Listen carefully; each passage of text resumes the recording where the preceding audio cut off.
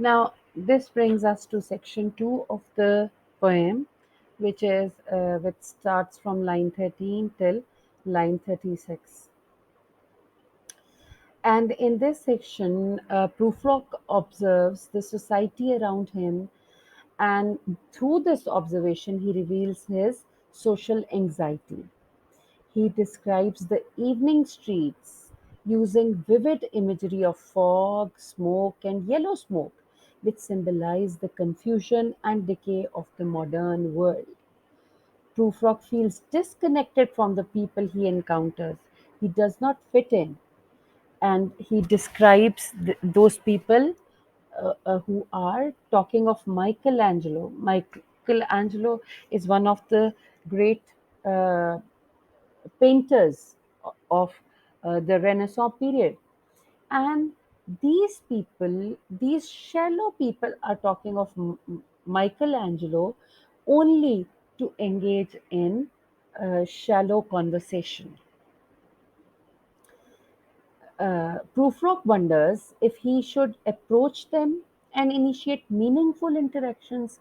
He wants to have a meaningful interaction, but he knows that he is not going to be welcomed, and this fear of rejection holds him back. Here we find in this section the most important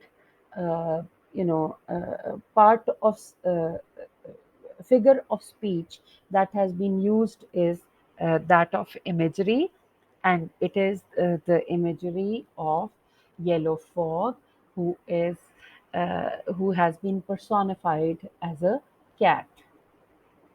So let's move on to the text. So it seems as if the beloved and the lover, through their, in their journey, have reached a certain place where there are women, and the poet says, in the room the women come and go, talking of Michelangelo. They are just talking of Michelangelo, the famous Renaissance painter. And this is not done to satisfy them, rather, this is done to make shallow conversation. Then the poet moves on to the description of the setting.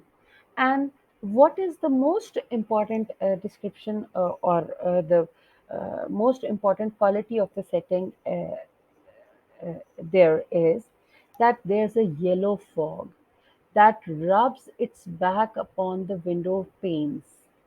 That is, it seems as if this yellow fog, the yellow color is the color of disillusionment, the color of confusion, the color of uncertainty.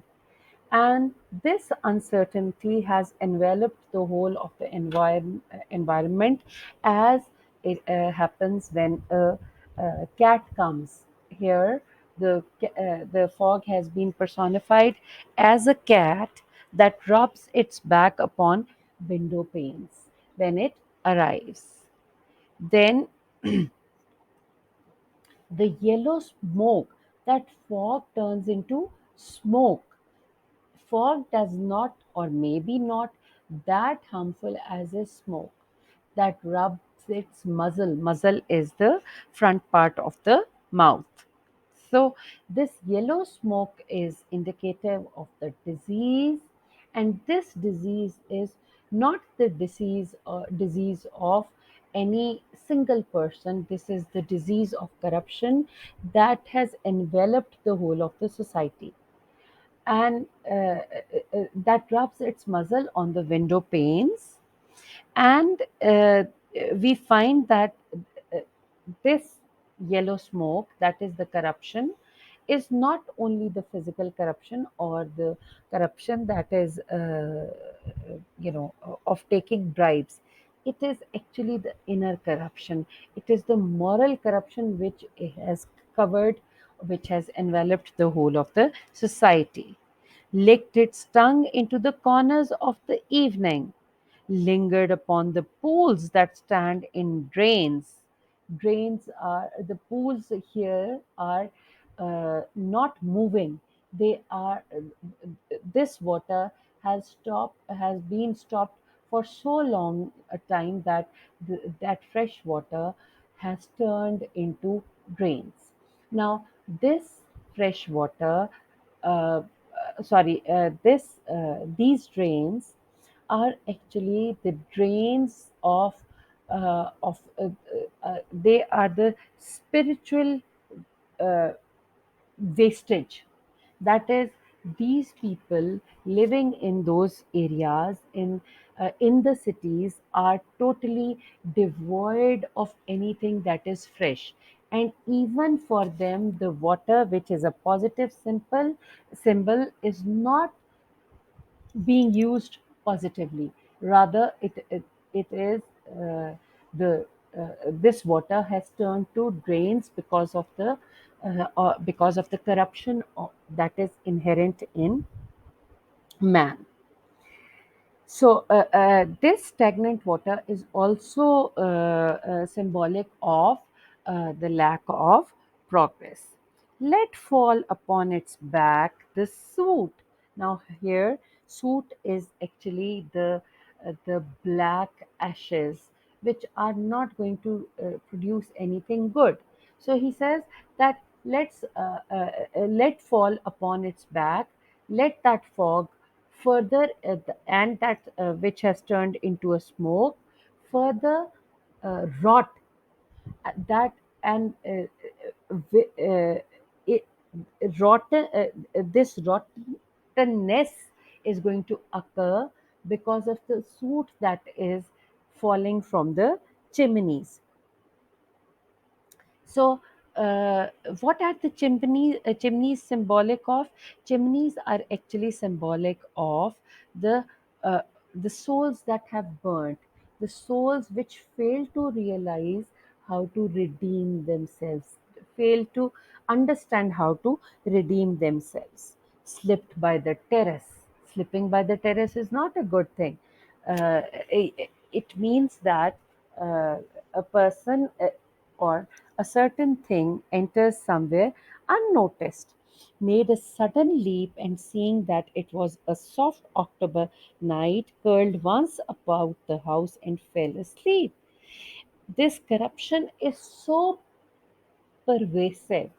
See, it is not only the spiritual corruption, it is not only the uh, the uh, moral corruption.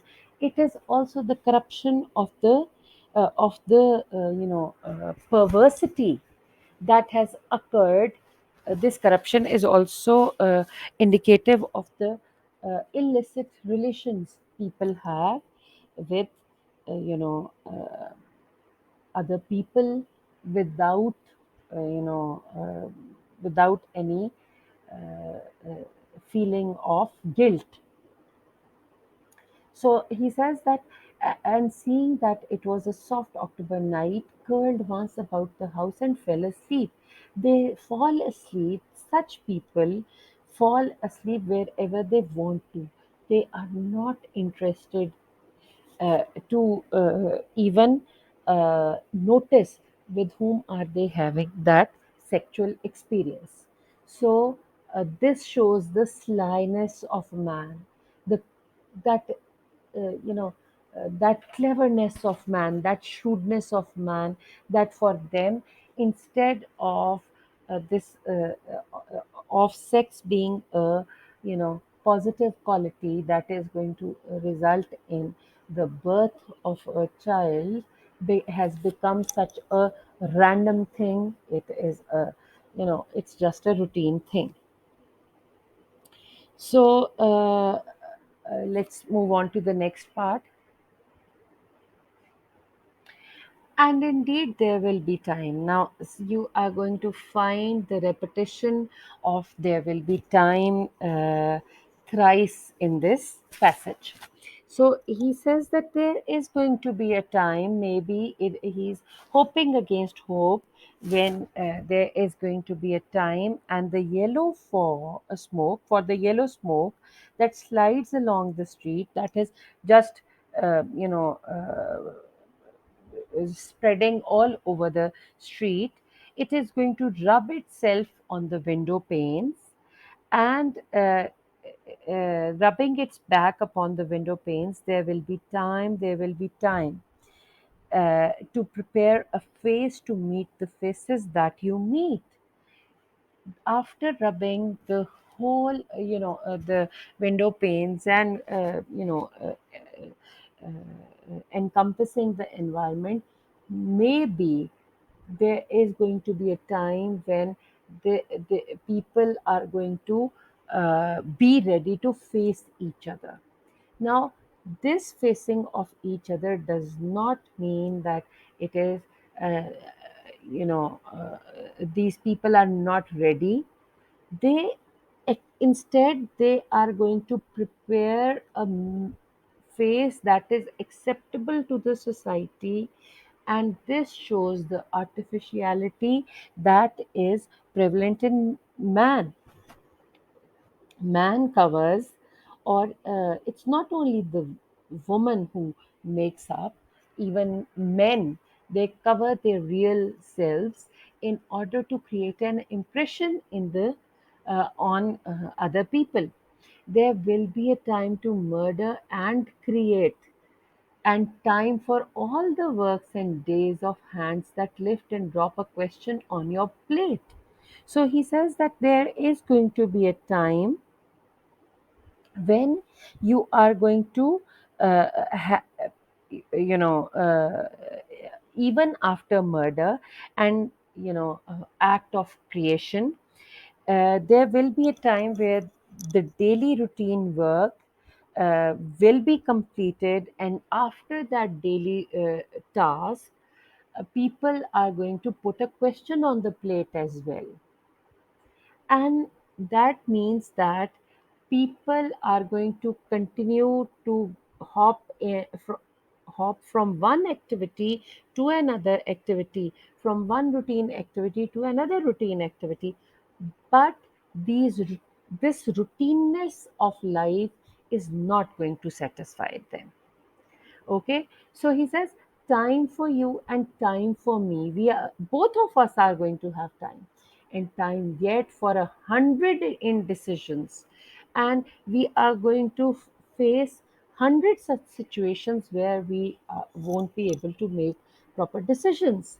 And after those 100 indecisions, and for 100 visions, and we are going to have 100 uh, visions or hopes for the future, or positivity as well, and revisions, and then we are going to undo the decisions that we had made in the past, before the taking of a toast and tea.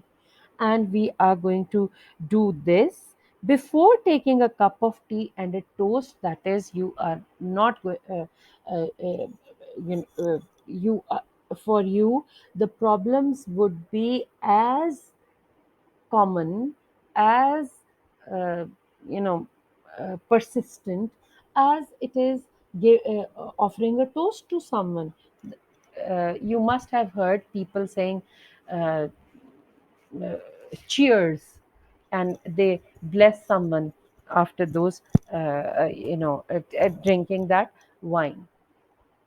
So for them, the problems, whether these are the problems that are of everyday mundane, related to your mundane life, or these are the problems that would solve universal questions, they have no value. And then the poet repeats that, in the room the women come and go, talking of Michelangelo. He's repeating the same lines, intensifying uh, the the concept of women dealing with each and everything without taking anything seriously. They are constantly, involved in casual talks. Even see, we find that uh, it seems as the Prufrock is also undergoing through the dilemma of whether he should make a certain decision, whether he should be a part of it, or be a social conform or societal conform, or he should uh, leave uh, this society and set his own standards. However, he is a hypocrite as well, because he does not answer, or he does not venture to answer those questions that are uh, very petty. Even he does not venture to make a positive impact on his own life.